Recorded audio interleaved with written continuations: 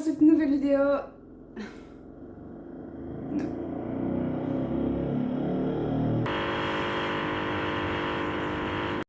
Bonjour et bienvenue dans cette nouvelle vidéo. Je ne sais pas si on va réussir à filmer parce qu'il y a des travaux. Depuis que je suis dans cet immeuble, il y a tout le temps des travaux. Là, c'est la rigole de la voisine juste en dessous.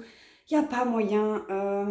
Bref, on va faire le bilan couture numéro 20. J'ai quelques pièces à vous montrer. J'ai du vêtement femme, j'ai du accessoire et également du vêtement homme. Du coup, c'est parti. La première couture dont je veux vous parler, c'est une jupe culotte de l'amour, j'adore. Je m'étais fait en fait une jupe culotte du même patron, mais la version short pour l'été, et je l'avais fait il y a 1 an et demi, 2 ans. C'est un patron des années 90 que j'ai retrouvé dans les affaires de ma mère, et je me suis fait du coup une jupe culotte à hauteur des jambes, un petit peu, des jambes, oui il est dit, un petit peu en dessous du genou, pour genre avec des petits talons c'est trop sympa, et puis pour l'automne c'est pas trop froid. Donc voici le tissu que je vais vous montrer, voilà, porté, ce sera bien plus parlant. Je n'ai pas fait de raccord comme vous l'avez vu dans ma vidéo où je vous en parlais, mais écoutez, c'est un sergé de coton ou de viscose, un sergé de coton extrêmement agréable qui est voilà, un petit peu plus chaud que de la viscose ou du simple coton. Le tombé est très sympa, ça se froisse pas extrêmement vite, donc vraiment c'est très agréable. Je pense vraiment que je vais me faire d'autres habits dans ce type de tissu parce que j'aime beaucoup.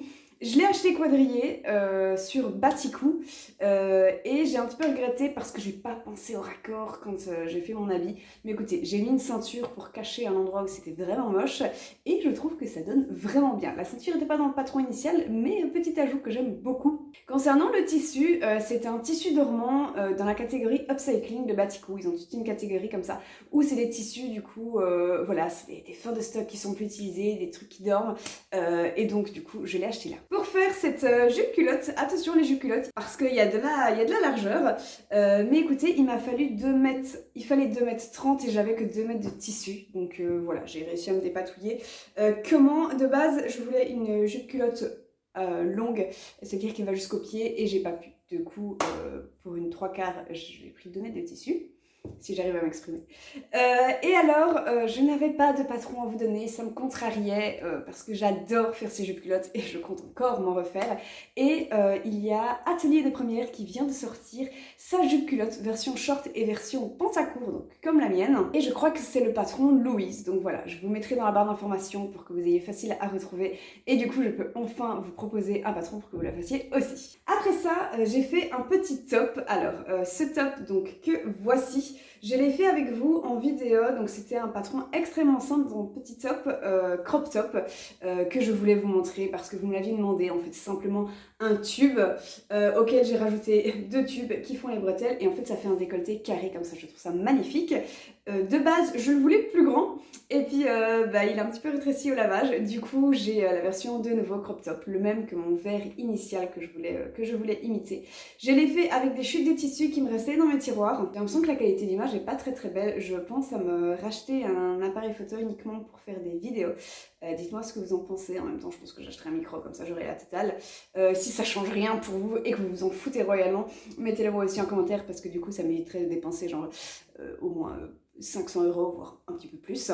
Donc voilà, c'était extrêmement simple à faire. Je vous remettrai la vidéo du coup dans la barre d'informations si ça vous intéresse de le faire. De base, je pensais l'utiliser en dessous d'une chemise qui est un petit peu transparente. Finalement, cette chemise, je l'ai prêtée à ma soeur, donc je ne l'aime même plus. Et ce petit crop top, je ne le mets pas très souvent. Le moment où je le mets, c'est quand voilà, j'ai vraiment un pantalon très taille haute et je rajoute un gros pull. Et à ce moment-là, il est portable, même au-delà que juste en été. Mais écoutez, un petit peu déçue quand même qu'il est rétréci au lavage. Donc voilà, à ce niveau-là, c'est con, mais c'est très facile à faire, donc voilà. C'est parfait, je crois que les travailleurs ont un problème dans leurs travaux, du coup ils ont dû faire une pause. Ça m'arrange. Ensuite, j'ai fait, non, pas ce que j'ai en main, ah oui, ça. Je voulais, attends, c'était quoi? Je suis partie de quoi pour faire ceci? Je voulais une blouse au col carré parce que du coup j'ai fait ce petit top là et j'ai remarqué que le col carré ça m'allait super bien et surtout que j'adorais. Je sais pas si ça me va bien mais j'adore. Et du coup j'ai cherché une blouse que je peux porter de manière très régulière, genre juste au-dessus d'un jeans, genre la blouse qui n'est pas, vous savez, dans une viscose. Et j'ai trouvé le patron de la Basic Blouse de Anne Kerdiles et alors j'ai fait une toile. Pour une fois j'ai fait une toile, donc la voici. C'est une viscose d'un tissu que Séverine m'avait donné parce qu'il avait un petit peu d'étain et du coup elle ne savait pas quoi en faire et moi je me suis dit je sais pas quoi en faire mais un jour je l'utiliserai. Du coup je l'ai utilisé comme toile et cette toile s'avère très très bien.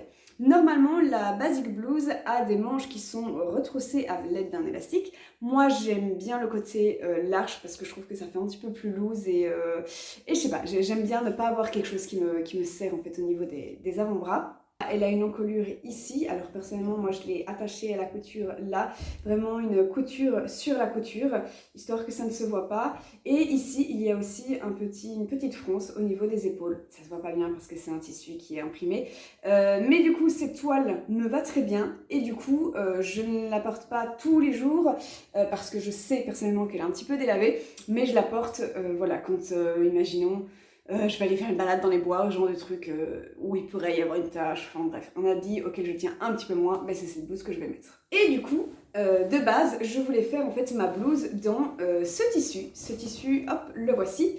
C'est un tissu donc kaki comme vous voyez avec des motifs dorés qui pour le moment tient bien au lavage et au repassage, donc je suis très contente. J'avais acheté ce tissu à la bergerie des tissus en Provence quand j'étais en vacances, en même temps j'habite pas à côté, et du coup bah, je l'ai refaite, j'ai refait exactement la même, de nouveau sans avoir les manches retroussées, même largeur, et ben j'en suis ravie parce que ben, elle est juste trop agréable à porter.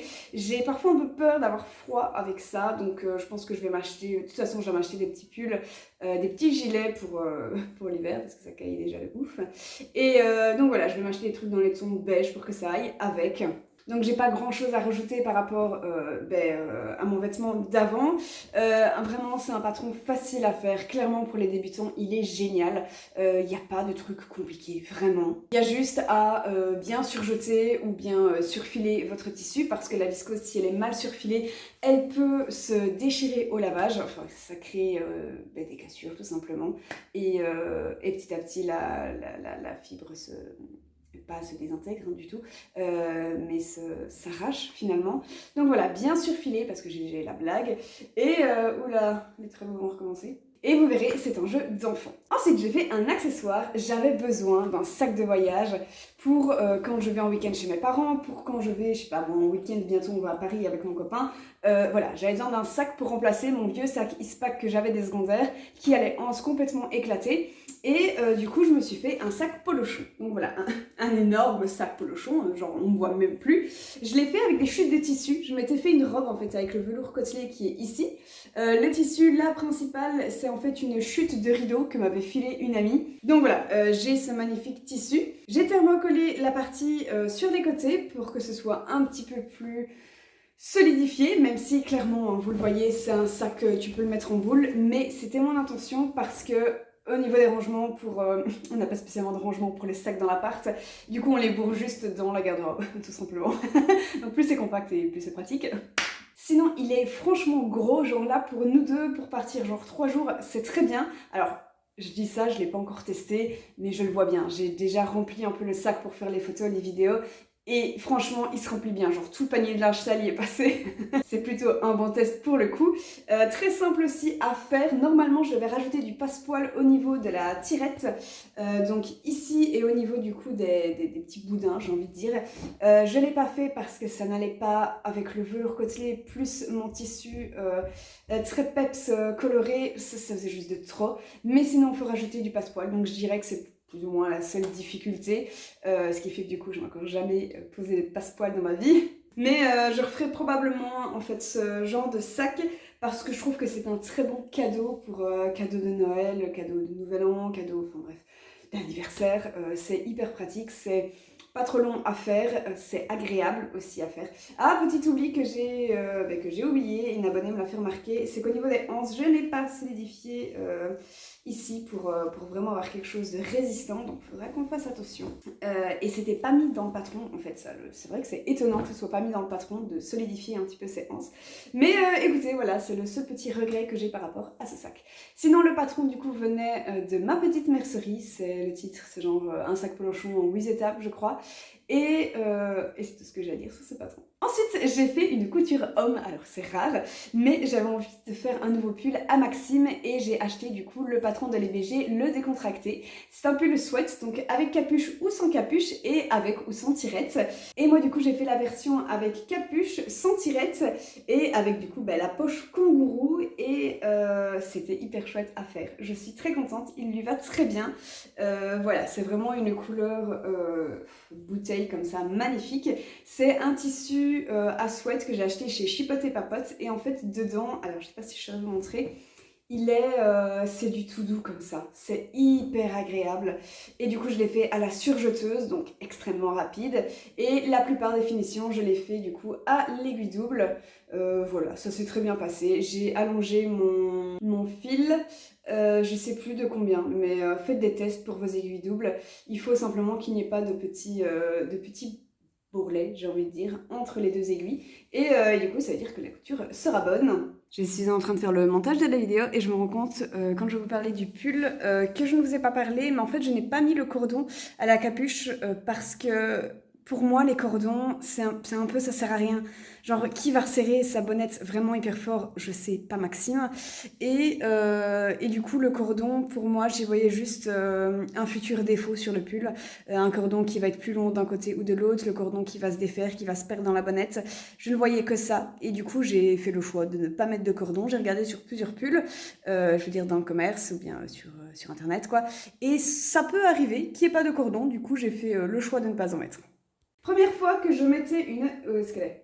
Elle est là. Première fois que je mettais une capuche et ben, en fait c'était pas compliqué du tout, hein, c'était très bien.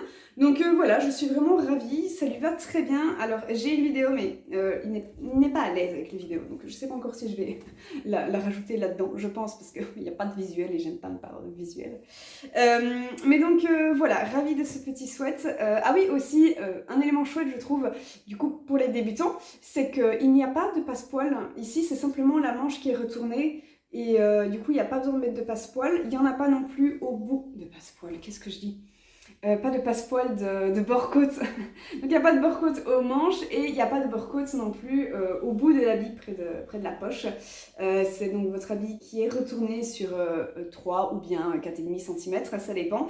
Et donc voilà, c'est encore plus facile, donc tant mieux.